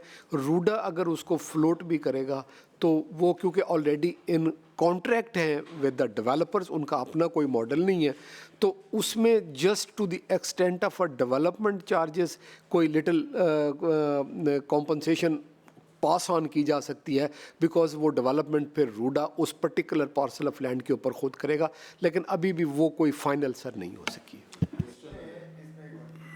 जो मैंने पहले बात की थी, मोज़म साहब चूँकि टोबा टेक सिंह रह के आ गए, ये जो हमारे अजला हैं या शहर हैं जहाँ अभी भी स्टेट लैंड्स अवेलेबल हैं और इतनी कास्टली भी नहीं है, लेकिन अब बढ़ रही है। जंग है, जंग में पड़ी हुई है ज़मीन काफ़ी सारी, टोबा टेक सिंह में होगी और भी इस तरह के दीगर शहरों में व्याड़ी इर्द गिर्द होगी। तो क्या वहाँ ले के जगह गवर्नमेंट से स्टेट लैंड कम प्राइस पे, तो वहाँ बना के किसी तरीके से ऐसा मॉडल मुमकिन नहीं है? मैं इससे पहले जो हाउसिंग फाउंडेशन का एक्सपीरियंस है, क्योंकि अब अगर जगहें अवेलेबल हैं तो वो जो पॉपुलेटेड एरिया है या सिटी एरिया है या टाउन एरिया है उससे 20 किलोमीटर 25 किलोमीटर दूर है। यही इसी फ़िलासफ़ी को ऑप्ट करते हुए हाउसिंग फाउंडेशन ने 2 स्कीम्स डीजी खान वाली शहर से कोई 15-18 किलोमीटर दूर बनाई है। उसको ये चौथी दफ़ा बैलेटिंग में ले जा रहे हैं, उसको लेने के लिए कोई नहीं आ रहा। जो एक साइड पे तो है ना कि वो दूसरे की। इसी तरह जो खानेवाल की फ़ेज़ 2 था वो भी शहर से बाहर है, उसके लिए भी उसकी आज भी कनाल के प्लॉट की मार्केट वैल्यू 3 मिलियन से ऊपर नहीं है, जो कि मार्केट में लोग उसको एज ए एसेट या अपनी हेज फाइनेंसिंग के लिए इस्तेमाल करें। तो जो शहर से दूर साइट्स हैं, अभी जो मुझे सबसे बड़ा इशू ये भी आ रहा है कि जो 9 स्कीम्स डेवलप हुई हैं, आई एम अफ्रेड कि ये मैं सारी बात कैंडिडली बात कर रहा हूँ, लेकिन यही फोरम है बात करने का। इनमें मेजॉरिटी फोरम्स के चूँकि शहर से दूर ले लेते हैं, बना देते हैं, उसके अगेंस्ट ट्रंक इंफ्रास्ट्रक्चर के उसको सीवरेज से कनेक्ट करना है। वो आज भी कोई स्कीम मेन ट्रंक सीवर से कनेक्टेड नहीं है, क्योंकि सिर्फ उसके साथ जो ट्रंक इंफ्रास्ट्रक्चर कनेक्ट करने के लिए वो को बिलियंस एंड बिलियंस की कॉस्ट है। अभी मैं लास्ट वीक एक कोर्ट में, जिसमें सीएस को भी उन्होंने ऑर्डर कर दिया, कंटेम्प्ट इशू कर दिया कि जी आप इतने सालों से इसका मेन इंफ्रास्ट्रक्चर क्यों नहीं किया। सियालकोट वाली स्कीम पे एक और उन्होंने कर दिया कि अभी स्कीम बनी भी नहीं, पॉपुलेट भी नहीं हुई, उसके ऊपर कंटेम्प्ट भी 2 कर। मैंने जब उसको चलाने की कोशिश की तो उन्होंने कहा इसका वाटर ट्रीटमेंट प्लांट और आगे इंफ्रास्ट्रक्चर के प्लान में क्यों नहीं है, इसकी EIA क्यों नहीं हुई। तो ये स्कीम हम बाज़ दफ़ा कंप्लाई कर देते हैं, लेकिन वो जो अगली सिनेरियो कोई नहीं आता, वो उसके साथ नहीं है। शायद बोर्ड ऑफ रेवेन्यू में ये 5 साल से क्रॉसपॉन्डेंस मैंने सारी देखी है, मैंने बोर्ड ऑफ रेवेन्यू में कनेक्ट भी है कि कोई जगह उन्होंने खैंचतान के जो पिछले 5 सालों में 4-5 जगह, जिस तरह एक पीरमल के साथ वो आगे वाली जगह है वो नॉन फिजिबल है। इसी तरह झांग में कोई 20-25 किलोमीटर दूर थी, फैसलाबाद में कोई 45 किलोमीटर दूर जगह है, उसके साथ सिंपली उसको कनेक्ट करने के लिए कि अगर मेन रोड्स बना के या सीवरेज, तो वो कॉस्ट स्कीम की कॉस्ट से वो 3 गुना ज़्यादा कॉस्ट आ जाती है। तो मैंने उसको एक साइड को, मैं इस बात से एग्री नहीं हूँ आपकी से, क्योंकि मैं तो मुकामी चीज़ों को जानता हूँ। जब किसी सरकार के इस तरह के प्रोजेक्ट के लिए जगह चाहिए होती है ना, तो वो पटवारी फिर वो ढूंढ के देता है कि जहाँ वो प्रोजेक्ट फेल हो अच्छे तरीके से। अगर उसी पटवारी को, उसी डिप्टी कमिश्नर को, उसी ऑफिसर को जगह चाहिए होगा ना ज़ाती किसी दोस्त के लिए, तो फिर शहर की बगल में निकल आती है, ठीक है ना। अब जो पीरमल की आप बात कर रहे हैं, पीरमल शहर के सेंटर के साथ मेरा ख्याल कोई चंक है मरबों का, वो पड़ा हुआ, टोबा टेक सिंह में पड़ा हुआ, झंग में पड़ा हुआ। ये 2 तो मेरे साथ साथ है, उनका मुझे पता है, ठीक है ना। तो मुझे इस बात का अच्छी तरह अंदाज़ा है कि जो भी गवर्नमेंट की स्कीम आती है ना, मतलब हम जुनेजे दौर से शुरू हो जाए, वो बेवगान के लिए वो एक मशहूर मिसाल थी कि वो बेवगान के लिए जो उस वक्त जगह दी गई थी ना, वो इतनी दूर दी गई थी जाके जहाँ कोई जानवर भी शायद ना रह सके, तो शहर के साथ नहीं दी गई। तो ये हमारा प्रॉब्लम है। तो अगर उसको दर्दिली के साथ उसको उस एंगल से, जैसे हमारे ये पार्लियामेंटेरियन यहाँ सारे मौजूद हैं, इनको बड़ी अच्छी तरह से पता होता है कि कहाँ कहाँ जगह मौजूद हैं। ना बड़ी आप सैकड़ों एकड़ की ना बनाएं, छोटी छोटी स्कीमें बना लें। जैसे रेवेन्यू के अफसर ने अपनी कॉलोनियाँ बनाई, मुझे तो टोबा का पता है, फैसलाबाद का पता है, जो प्राइम लैंड थी वो उनको मिल गई उनके वहाँ। तो इन लोगों को क्यों नहीं मिल सकती? अवेलेबल हैं, आज भी हैं। क्या था कि अगर प्रॉब्लम एरिया को हमने क्यूमुलेट कर लिया है कि मेजर सिटीज़ में ढूंढना है। अब जब मैंने प्रायोरिटी लोग लॉ कहता है कि प्रायोरिटी ऑफ स्टेशन के मुताबिक चलेंगे, 80% प्रायोरिटी लोगों की है वो 3 या 4 शहरों की है, लाहौर की है, छोड़ा अब वो उसमें तो जी सर वो ऑप्शन उसी पे वर्क कर रहे हैं। और दूसरा MD साहब, ये भी आप देखें कि आप इन गरीब लोगों को 20 साल से एक उम्मीद दे के बैठे हुए हैं और 20 साल से वो आपको पैसे दे रहे हैं, जितने भी आपने फिक्स किए उतने ही देने ना। आप ज़्यादा कर देते तो जिसके लिए मतलब अफोर्डेबल था वो ज़्यादा दे देता। अब 20 साल के बाद जब वो लोग रिटायरमेंट के करीब आए हैं तो आप उनकी उम्मीद खींच रहे हैं। जिन्होंने वो 20 साल अपने घर का प्लान नहीं किया कि मुझे गवर्नमेंट की तरफ से प्लॉट मिलेगा या घर मिलेगा, तो अब 20 साल बाद वो सड़क पे खड़े हुए हैं, वो प्लान भी नहीं कर सके अपना घर बनाने का। क्यों? कि आपका वादा था कि आप घर देंगे या प्लॉट देंगे। इस हवाले से भी आप थोड़ा सा देखें प्लीज़। तो सर मैं तो सर उससे कह रहा हूँ कि जो जिनसे वादा किया हुआ है जिनसे, उनकी लाइबिलिटी पे ऑफ करने के लिए 193 बिलियन का कैश फ्लो शॉर्टफॉल है। और अगर हमने इस ऑप्शन पे गवर्नमेंट दे दे या कैश फ्लो किसी से है या बैंक फाइनेंस से, एसेट्स इस ऑर्गेनाइजेशन के अलाउ नहीं कर रहे।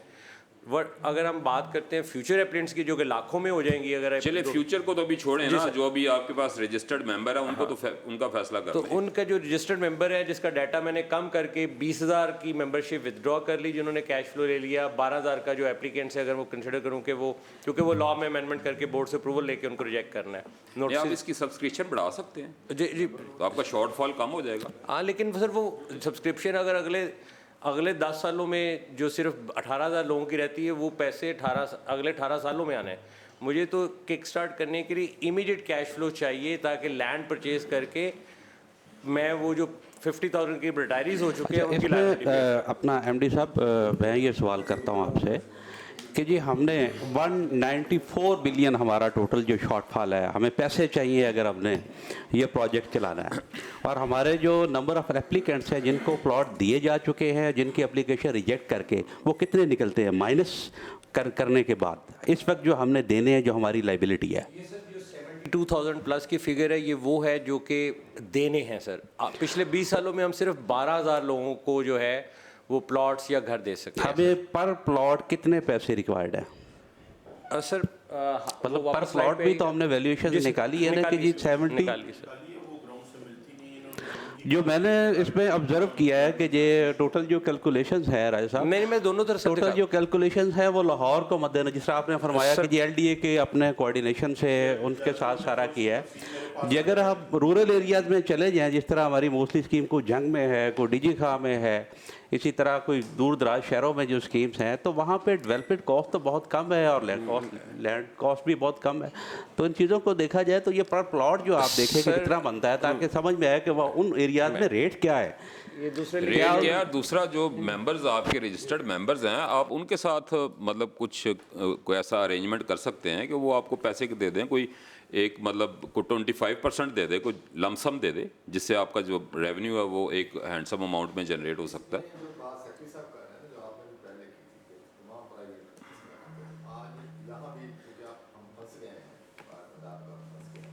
इसको बंद ना करें काइंडली, इसको उन लोगों को जो मेंबर्स हैं जो रिटायर हो गए हैं कि वो कम से कम ऐसा जिसको 10 साल 12 साल में आप कह रहे हैं कि आप उसका 20% डिसाइड कर लें बोर्ड में कि वो इतना लाजमी जमा कराएं इन एडवांस, ताकि उसमें से कुछ कैश फ्लो आपको वहाँ से आ जाए।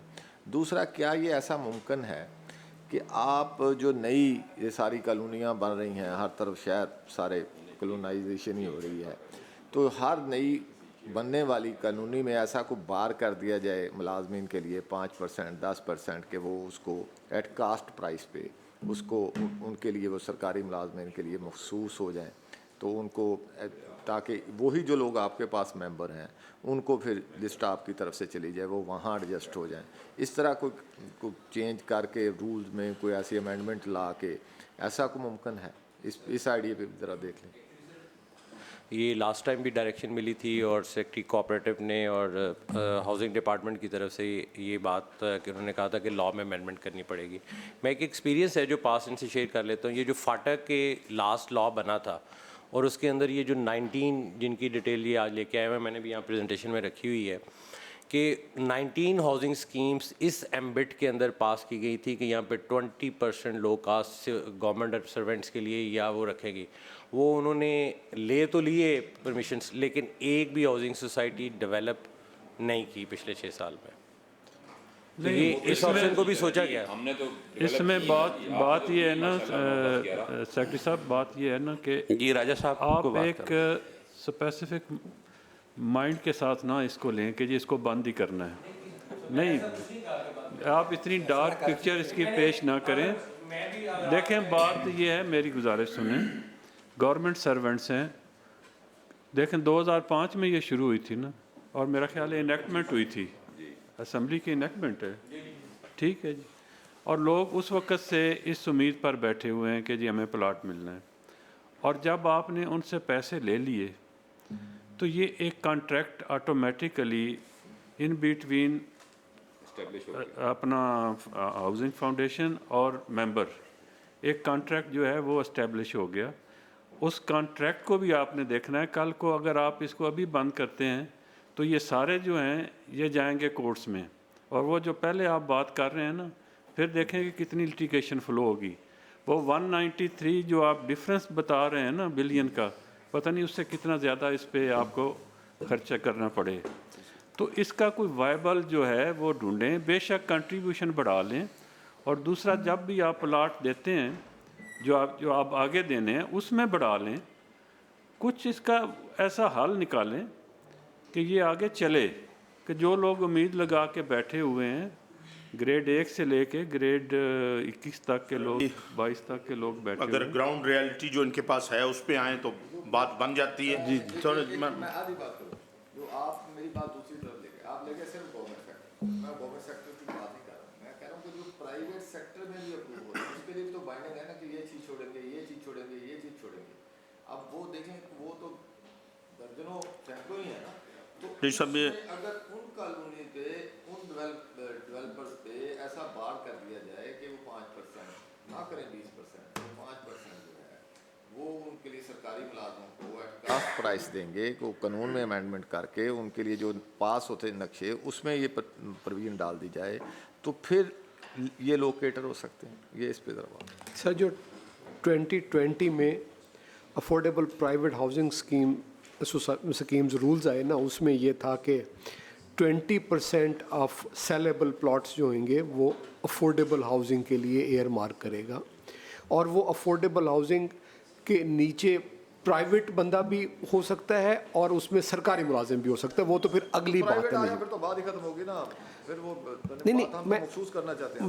मैं अर्ज़ ये कर रहा हूँ कि 20% प्लॉट वो मॉर्गेज करेगा जो डेवलपर है in the name of approver और ए रेगुलेटर, जो उसका LDO हो या फाटा हो या डेवलपमेंट अथॉरिटी हो, और आगे वो डेवलपमेंट 80% डेवलप्ड प्लॉट वो ओपन मार्केट में वो सेल करता है, और 20% वो देता है अपने उस अप्रूवर को for onward disposal under affordable umbrella. मैं चूँकि थोड़ा सा इस सिस्टम में रहा हूँ, जो आप बात कर रहे हैं अमलन ऐसा नहीं है। वो नक्शा पास होने में छोटे प्लाट तो रखता है वो 20%, लेकिन वो कहीं किसी अथॉरिटी को मॉर्गेज नहीं होते, वो खुद ही वो खुद ही बेचता है। नहीं, वो खुद ही बेचता है डेवलपर, जगह ट्रांसफर करते हैं इनको सर। नहीं वो होती है रिसेंटली अभी एक केस में वो अभी जो वहाँ हमारे यहाँ जो मुझे अपने डिस्ट्रिक्ट का पता है, वहाँ तो सिंगल भी ऐसा नहीं है, ठीक है ना। प्लाट छोटे ज़रूर बनते हैं, 20% छोटे प्लाट बनते हैं, लेकिन वो नाम मखसूस होते हैं। वो जैसे आपने कहा ना कि वो उसके लिए मखसूस नहीं था कि वो कौन प्राइवेट मेंबर आएंगे या सरकारी आएंगे। मैं तो ये कह रहा हूँ कि उसमें अगर वह कहीं को कानूनी अभी लकोना मौजूद है, उसको दूर करके उसको फिक्स कर दिया जाए सरकारी मुलाजमिन के लिए, तो मेरा ख्याल है कि बहुत बड़ा चंक उसमें एडजस्ट हो जाएगा। ये ज़रा इस पर देखो। उसमें ना सर, उसमें ये जगह नाम होती है पाटा वालों की, वो 20% टाइटल ट्रांसफ़र होता है। अगर वो नहीं डेवलप हुई तो वो जगह आप टेक ओवर करें, उसकी नीलामी करें, आपके पास पैसे आ जाएंगे अच्छे खासे। ये तो अब बात नहीं ना कि एक NOC लेने के लिए एक डेवलपर जो है वो NOC ले ले और जो उसने गवर्नमेंट के साथ एग्रीमेंट किया वो पूरा ना करे। सॉरी मैं रोक रहा हूँ, फिर बाहर होगी। अब इसमें दो चीज़ें आ जाती हैं। एक NOC लेता है वो फाटा में शायद ये कानून मौजूद होगा, मुझे इसका फाटा में है। अच्छा, जब वो ज़िला कौंसिल के पास या बल्दिया में जाता है वहाँ कोई शायद नहीं है, वो फाटा की तरफ आता ही नहीं है। वो हमारे यहाँ तो छोटे डेवलपर होते हैं ना, ये को हज़ारों एकड़ों की स्कीमें नहीं होती, वहाँ तो 50, 60, 100 एकड़ से बड़ी स्कीम ही नहीं होती। अच्छा, तो वहाँ ये इस तरह का कोई कानून नहीं है ज़िला कौंसिल में। ये ज़रा दें। दूसरी मेरी MD साहब, बाद में आते हैं लंबी स्टोरियाँ, क्या होगा वो बात की बात है, जो हो रहा है उस पर आ जाएं ताकि इसको किसी तरफ ले चलें। आप आएँ सियालकोट पे, इसके स्टे की कॉपी है आपके पास? है स्टे हुआ है? मैंने हाउस की इशू तो इसमें slide से- लास्ट टाइम बात ये हुई थी कि लॉ डिपार्टमेंट को भी रेफर करेंगे और इस पे कोई क्या जी, हुआ? मैंने- इशू तो लेन देन का है, ठेकेदार का और आप लोगों का। सर मैं 2-3 महीने पहले पोस्ट हुआ, ठीक है। मैं आपको ब्रीफ कर देता हूँ केस के बारे में। मैंने तीनों एंगल से, पहला मैं लिटिगेशन के हवाले से बता देता हूँ। स्टे इस वक्त इंटैक्ट है। स्टे किस चीज़ के ऊपर है? सिर्फ एक स्टे नहीं है, इस कॉन्ट्रैक्टर की जो मैं पूरी ब्रीफ भी दे देता हूँ। ये 2015-16 के अंदर, वो स्लाइड्स पे आई है, उसकी स्लाइड्स पे, ठीक है। ये पहला जब इसके ऊपर हुआ और इसने ये 1 साल और 8 महीने के अंदर ये स्कीम कंप्लीट करनी थी कॉन्ट्रैक्ट के बाद। 1 साल 8 महीने के बाद ये कोई 15% काम भी नहीं कर सका था। इसके ऊपर एलडी डाली गई, ये आर्बिट्रेशन के अंदर चला गया। आर्बिट्रेशन से अवार्ड के ऊपर जब करीब हुआ, इनका आर्बिट्रेटर जो था, कोई चीफ इंजीनियर था, हॉस्टाइल हो गया, उसके ऊपर डाल दिया। फिर वो कोर्ट के अंदर गए, दोबारा आर्बिट्रेशन अवार्ड इनके अगेंस्ट डिसाइड हो गया हाउसिंग फाउंडेशन के। हाउसिंग फाउंडेशन के अगेंस्ट जब डिसाइड हुआ तो ये उसकी अपील में गए, वहाँ पे भी इनके अगेंस्ट हुआ। इस वक्त हाई कोर्ट के अंदर सिविल रिवीजन के अंदर है। जब मैंने देखा इनको 2 दफ़ा जो एक्सटेंशंस दी गई। सर क्या ऑर्डर हुए उसमें जो मैं सर उसी की तरफ ऑर्डर से रिप्रोड्यूस भी करता हूँ, ऑर्डर दे देता हूँ। उसमें जो 2 दफ़ा इन्होंने कमिटमेंट दी कंट्रैक्टर ने कि मैं एडिशनल परफॉर्मेंस सिक्योरिटी देता हूँ, मुझे 8 महीने का टाइम दे दें। कोर्ट के अंदर भी इनके वकील ने कहा। एक एक्सटेंशन के बाद फिर काम नहीं हुआ, दूसरी एक्सटेंशन जो कि पेपर पे नहीं है, इसको काम करने की इजाज़त दी, उसके ऊपर भी नहीं है।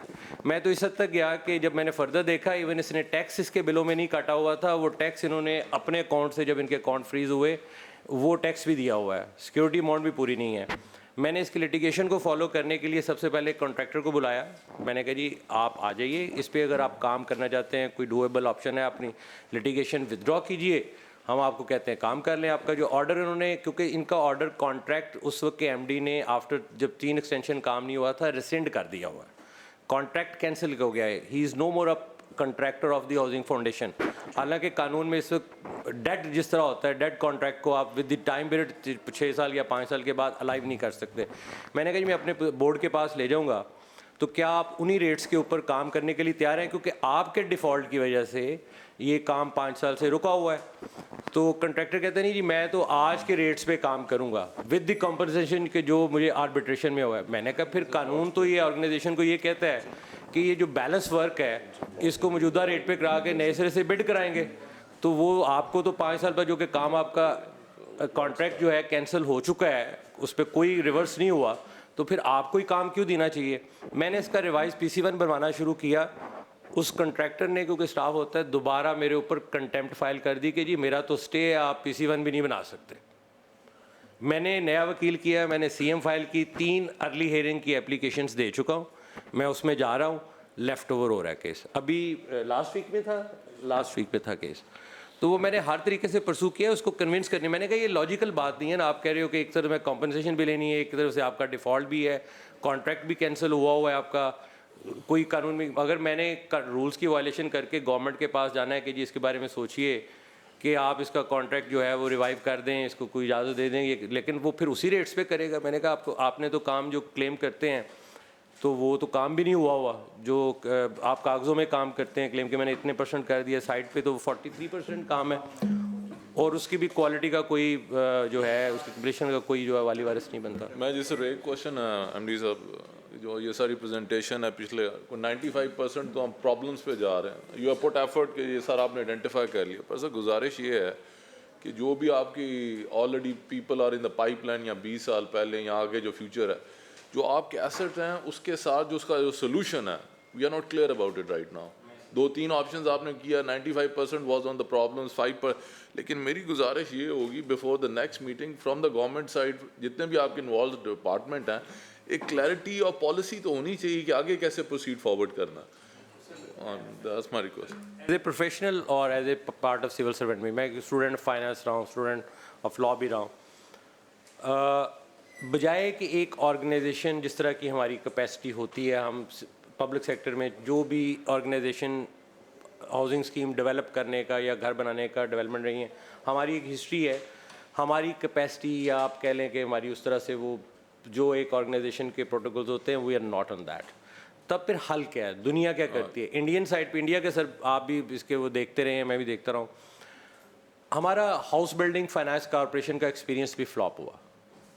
हमारा क्यों फ्लॉप हुआ?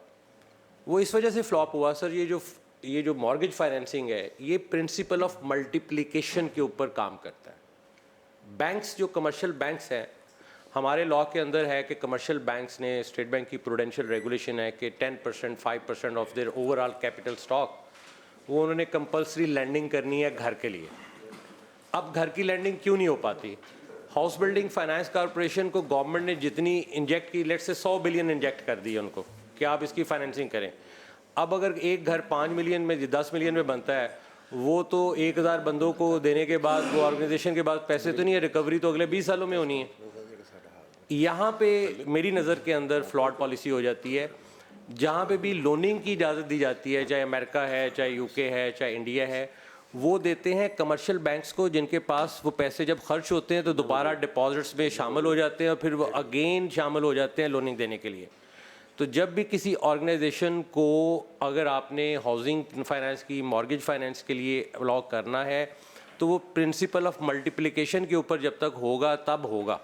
अदरवाइज़ वो 1000 को, 2000 को, 50,000 को देने के बाद जिस तरह हम स्टॉकअप किए, ये स्टॉकअप कर जाएगी, उसके बाद फिर कंटिन्यू सोल्यूशन नहीं होगा। दैट्स वाई मैं इस नतीजे पे पहुंचा हूँ कि हमें स्पेशलाइज्ड डेवलपमेंट फाइनेंस इंस्टीट्यूशन वो बना के बैंक के साथ, जिसके पास डिपॉजिट्स की पावर हो और वो फाइनेंसिंग कर सके। लोग अपनी ज़रूरत के मुताबिक जहाँ उनको प्लॉट मिले, जिस साइज़ का मिले, वो फाइनेंस। इवन मैंने गवर्नमेंट एम्प्लॉयज़ का भी है, हम अभी बात कर रहे थे कि हम SNGD के टोटल अफसरान पंजाब में 1200 हैं, पुलिस वाले भी और DMG वाले भी, एग्जेक्टिव भी, सेक्रेटेरिएट भी मिला के। इन 1200 में से 600 को 20-20, 25-25 साल से घर नहीं मिलता रेंट अलॉट। हम तो ये हमारी कैपेसिटी है सोल्यूशन के लिए। इवन मैंने ये भी सजेस्ट किया है कि अगर जिस दिन कोई सर्विस में आता है तो उसे कह देना ये 5 मरले के अपार्टमेंट की तुम्हारे, अंग्रेज़ ने 36 बेसिक रखा था कि वो हाउस फाइनेंस के लिए जो है ना बेसिक वो लोन ले सकता है। तो अगर आज 36 बेसिक कवर नहीं करती तो उसको बढ़ा लिया जाए। लेकिन हाल यही है कि वो फाइनेंसिंग लोन का लेके उसकी मार्कअप सब्सिडी या रिड्यूस के ऊपर करके वो ले ले, उसकी सब्सिडी का मार्कअप का कुछ पार्ट है, अगर 5% 7%, ताकि वो अफोर्डेबल रेंज में रहे, वो गवर्नमेंट उठा सकती है। अदरवाइज़ हमारी जो एनुअल स्टॉक हाउस टेकिंग का चाहिए वो तकरीबन 4 से 5 लाख घर एनुअली चाहिए। हमारी जब सेकेंडरी मार्केट के अंदर ये जो प्लॉट्स आ चुके हैं, वो सेकेंडरी मार्केट के अंदर आके वो रियल कॉस्ट से वो कई गुना हो चुके हैं, वो अफोर्डेबल नहीं रहता। दुनिया में कहा जाता है कि अगर किसी जगह पे लैंड कॉस्ट प्रोजेक्ट कॉस्ट के 30% से इंक्रीज़ कर जाए तो वो प्रोहिबिटिव हो जाता है।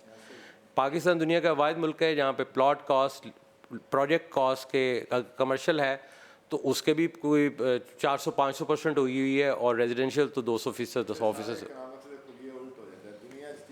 सर वो झंग की क्या सिचुएशन है सर? झंग में कोई स्कीम सर नहीं है इस वक्त इन प्रोग्रेस। झंग में एक लैंड आइडेंटिफाइड थी जिसका पोजेशन बोर्ड ऑफ रेवेन्यू ने दे दिया था उस वक्त 2 साल पहले। उसकी ना ही पैसे पे किए गए हैं, ना ही PC1 अप्रूव किया गया है, ना ही को आ गया है। हाउएवर वहाँ पे इन्होंने चूँकि लैंड का पोजेशन ले लिया था। टेंडर उसका क्यों दिया था सर? उसकी कोई बाउंड्री वाल का गेट का कहीं पोजेशन ले लिया है, तो मैंने इनसे ये पूछा था जो कि ये टेंडर क्यों दिया हुआ है, तो वहाँ पे चूँकि उनको पोजेशन ले लिया था, इनका ख्याल था वही piecemeal without any plan, without any business model कि जी पहले गेट बना लेने हैं, फिर बाउंड्री वाल बना लेने हैं, फिर सोच लवांगे कदों कर लवांगे। उसके पीछे कोई नहीं है, सिर्फ पोजेशन ट्रांसफ़र है, उस लैंड के पैसे भी कोई नहीं दिए हुए। नहीं, वो 2 जगह तो आपके पास पड़ी है ना सर? 2 जगह लोधरा में और झंग में जगह तो आपके पास है ना क्लियर?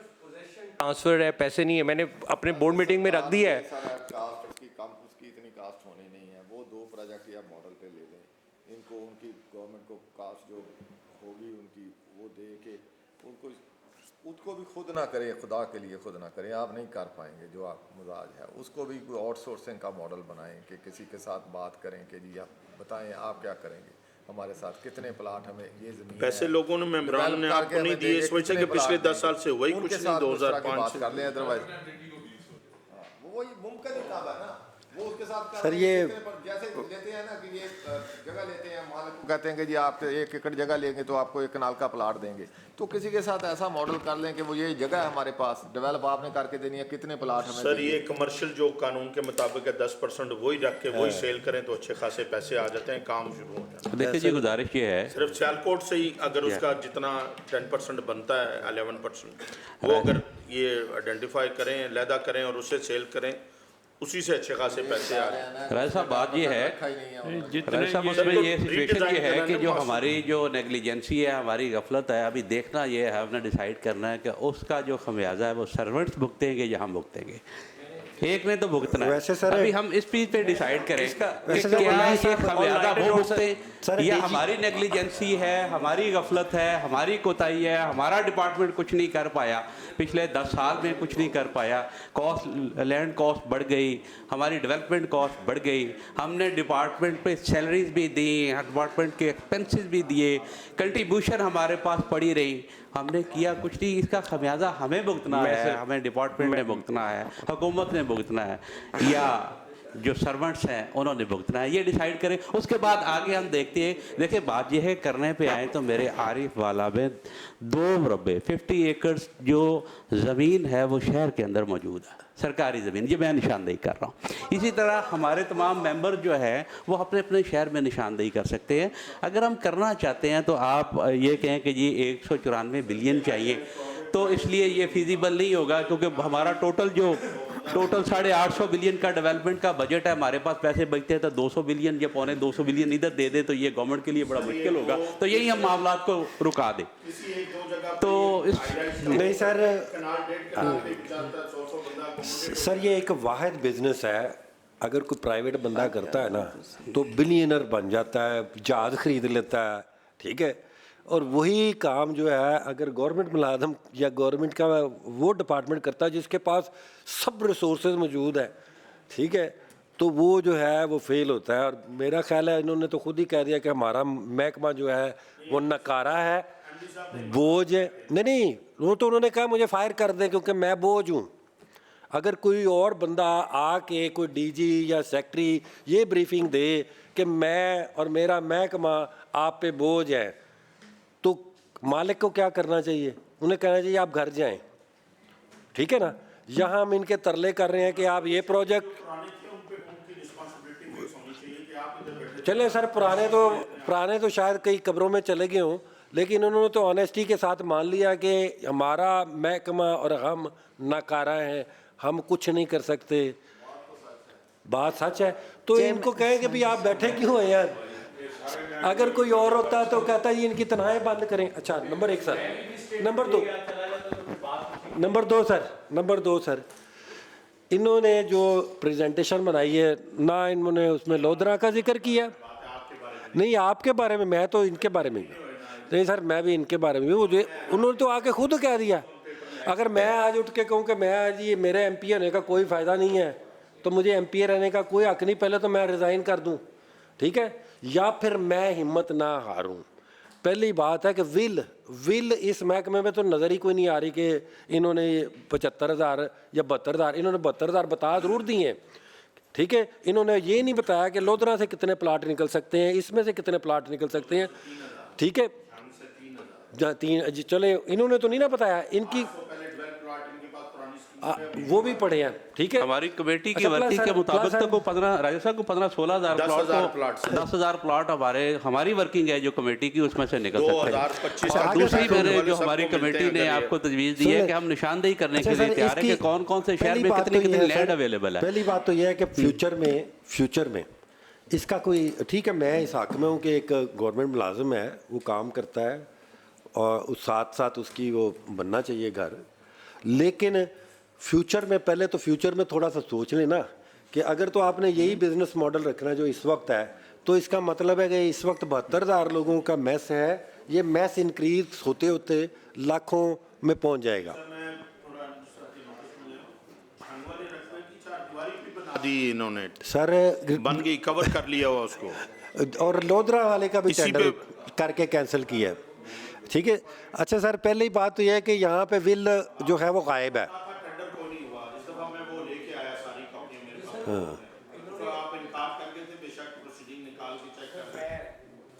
फिर दोबारा माय इस अपॉलोजाइज। वजह से मैं लेके आया, लेकिन आप इस मैं दफा कह आप रहा मान हूं, गए तो अखबार मैंने इश्तिहार इसको हुआ, उठा। अखबार इश्तिहार हुआ, वो सारी मैं टर्म बाई टर्म मेरे पास, आपने कहा था हुआ ही नहीं, आपने कहा था हुआ ही नहीं। सर रनिंग कॉन्ट्रैक्ट की या अवार्ड की बात की थी कि वो कोई अखबार इश्तिहार किया था इन्होंने। और सर अच्छा, ऐसे ऐसे एक ऐसा है कि आप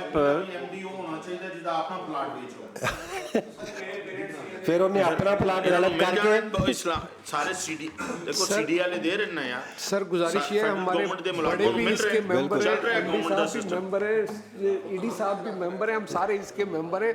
हम भी मतलब उसी तरह से ही वेट के ऊपर हैं जिस तरह से बाकी सारे हैं, लेकिन स्कीम की जो हैयत तरकीबी है उसको तो सामने रखना जरूरी कि ये जो 20% ये करते हैं हाउसिंग वाले, वो सरकारी मुलाजमीन के लिए फिक्स हो, छोटे वो। दूसरा, ऑलरेडी जिन स्कीमों के एनओसीज हुए हैं पाटा वालों के, वो उतनी जगह जो है वो डिपार्टमेंट के हवाले करें। अगर नहीं उसका या एनओसी कैंसिल करें या उसकी कास्ट के डेवलपमेंट कास्ट के मुताबिक उसकी लैंड मज़ीद एक्वायर की जाए और वो जो ये मेंबर्स हैं उनको दी जाए। किसी तरफ इसको लगाने के लिए काम को चलाएं ना सर।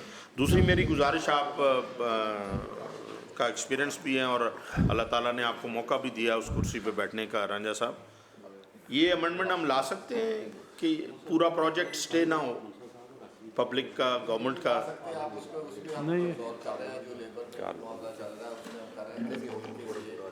नहीं सर, अब एक ठेकेदार के इशू के पीछे पूरा प्रोजेक्ट स्टे पड़ा हुआ है कि स्टे जो है अगर इतनी देर में उसकी लिमिट कर देंगे कि 6 माह में अगर उसका फाइनल डिसीजन नहीं आता तो वो इनफ्रुक्चुअस हो जाएगा। नहीं, ये तो ऑलरेडी लॉ मौजूद है, ये लॉ ऑलरेडी मौजूद है कि अगर कोर्ट मानती नहीं है उसे, वो एक्सटेंड होता जाता है ना, वो एक्सटेंड भी नहीं करते। अब जो जो लेटेस्ट लॉ रूलिंग आ गई है वो कहते हैं जो है एक मरतबा इस कर दिया। वक्त लॉ प्रिवेलिंग लॉ यही है कि अगर एक स्टे ऑर्डर जो है, स्टे जो हुआ है वो अगर 6 माह में डिसाइड नहीं होता तो ऑटोमेटिकली इनफ्रक्चुअस हो जाएगा। अच्छा, लेकिन मैं आप चूँकि आपका ये बैकग्राउंड है, मैं पिछले 2 माह 3 माह से इसी के पीछे लगा हुआ था, एक इसी तरह का मैटर था। तो जब हमने राय ली अटारनी से, उन्होंने कहा नहीं, अब सुप्रीम कोर्ट की एक आ गया फैसला कि नहीं, एक हालांकि उसमें लिखा हुआ था कि ये नेक्स्ट डेट ऑफ हियरिंग तक है, अगर एक्सटेंड ना हुआ तो ये ऑटोमेटिकली इनफ्रक्चुअस होगा, लेकिन उसमें वो नहीं हुआ। उन्होंने कहा जी वो रूलिंग आ गई है कि अब जब तक वो उसे ख़त्म अनाउंस नहीं करेंगे वो स्टे माना जाएगा। तो इसलिए अब ये है, उसके लिए हम कुछ करना चाह रहे हैं।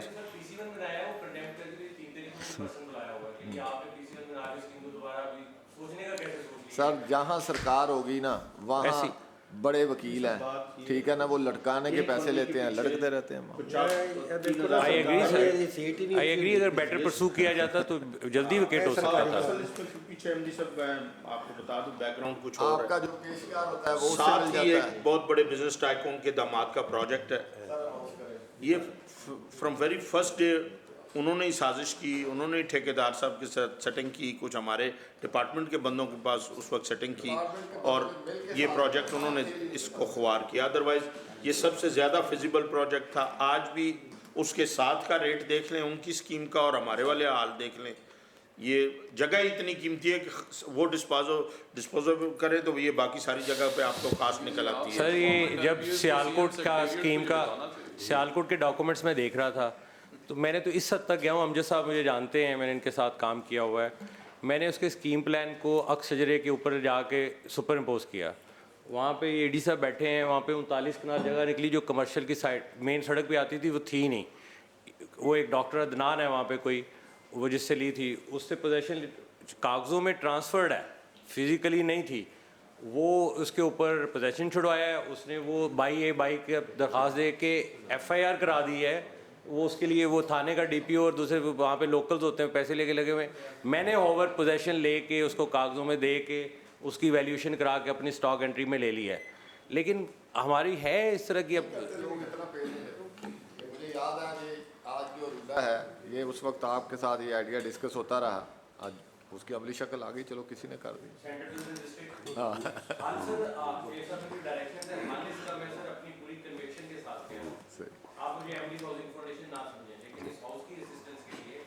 हाल इसका सिर्फ और सिर्फ मॉर्गेज फाइनेंसिंग की वायबल सॉल्यूशन के अंदर है। हम कोई डेवलपमेंट अथॉरिटी दुनिया में कोई मॉडल हम नहीं कर सकते। दुनिया के किसी मुल्क के अंदर 190 मुल्कों में किसी जगह गवर्नमेंट अथॉरिटी प्लॉट डेवलप करके या हाउसिंग सर इस सारे को चलाने के लिए आपके पास 72,000 मेंबर हैं, 2 या 3 लाख रुपया फी मेंबर पे आप डालें तो आप हिसाब लगा लें, अच्छा खासा काम आप वो सर मैं ना कमा ना तो कोई चंगा बंदा भी आ गया ना वो फिर लिटिगेशन वहाँ पे अड़ जाती है, 5 साल लिटिगेशन में सर वो बुला के उनको इकट्ठा करके आप मीटिंग कर लें। 30 साल सर से ये बंदे बैठे सजेशन है मेरी सजेशन है सर, अगर आप जी प्लीज शेख साहब। पहली बात तो ये है कि इन्होंने कहा जी कि इस महकमे को मॉर्गेज फाइनेंशियल कंपनी बना दें। ये तो ऑलरेडी बैंक ऑफ पंजाब मौजूद है, आप उनको भी बाउंड कर सकते हैं। वही कह रहे हैं ठीक है कि कि नाल डालें। वो उसको करने तो ठीक है, लेकिन यह है कि अगर इनको फाइनेंशियल मॉर्गेज कंपनी बनाए तो 10 साल बाद यही हाल होगा, वो भी एक खसारे में जारी होगी। ये नहीं कोई और भी होगा, क्योंकि गवर्नमेंट की जो चीज़ें हैं उनका जो ट्रेंड है वो इसी तरह है कि एक चीज़ वही गवर्नमेंट बनाती है तो वो खसारे में जाता है। तो पहली बात तो यह कि आइंदा के लिए एक अच्छा फाइनेंशियल मॉडल बनाया जाए कि उनको गाड़ी भी और जो प्लॉट भी, घर का तो जिक्र ही नहीं है, घर का तो जिक्र मैंने, ये उनको फाइनेंस कर दिया जाए ताकि उसकी मेंटेनेंस, उसकी हर चीज़ जो भी है वो इस तरह का एक वाइबल मॉडल बनाया जाए जिसकी फाइनेंसिंग जो है वो बैंक ऑफ पंजाब करे। ये तो आइंदा के लिए जो है वो मॉडल एक बनाया जाए। दूसरी बात, जो अभी 72,000 लोग पढ़े हैं, ठीक है, आप जितना मर्जी कह लें कि इसको दोबारा से 10% कमर्शियल करके करें, ये खसारे में ही जाना है जो अभी नज़र आ रहा है।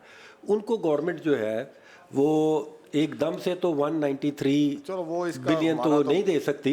मैंडेट कोई नहीं है ना शेख साहब, हम तो जिस मैंडेट पे हैं उस पर बात करें। नहीं तो हमने सर ये महकमा हमारे ही अंडर है, तो इनको कहना नहीं है कि आइंदा के लिए बना दें। वो आइंदा में काम करेंगे। करने के लिए कमेटी में डाल रही हैं। जी मैं अपना अर्ज करता हूँ जी शॉर्टकट अमजद अली जावेद साहब, अभी तक हमारी जो कमेटी की जितनी भी प्रोसीडिंग हुई हैं और इससे पहले भी 3-4 मीटिंग्स हमारी हो चुकी हैं, तो हम किसी कम्प्रीहेंसिव प्लान पे जो कमेटी ने मुलाजमीन के जो बिहाफ पे उनकी जो राइट है वो दिलवाने के लिए जो एफ़र्ट्स किए हैं और जो आप रिपोर्ट लेके आए हैं वो कमेटी उस पर सेटिस्फाई नहीं है।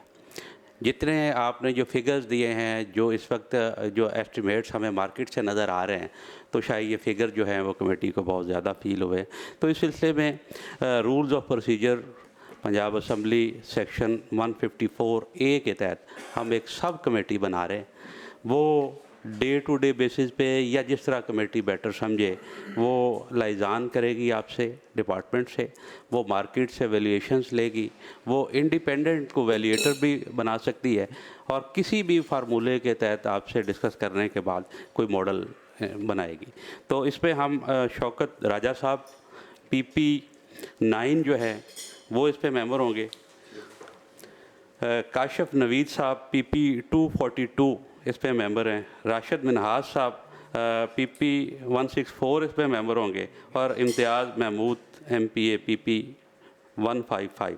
इसके साथ साथ अमजद अली जावेद साहब जो मूवर भी हैं वो कमेटी को फैसिलिटेट करेंगे डे टू डे बेसिस पे। तो इस पे हमारी ये ख्वाहिश है कि ये अपना जो हमारा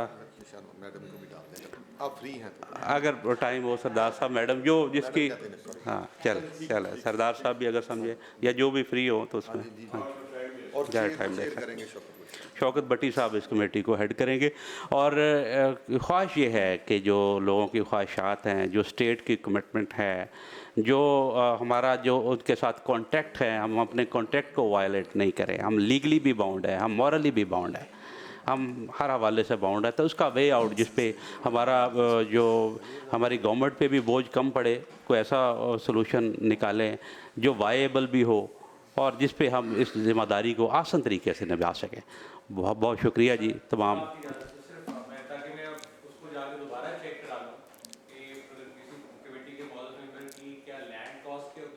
फिगर दुरुस्त नहीं है या डेवलपमेंट कॉस्ट की फिगर दुरुस्त नहीं है या ये नंबर, क्योंकि 3 ही फिगर्स हैं।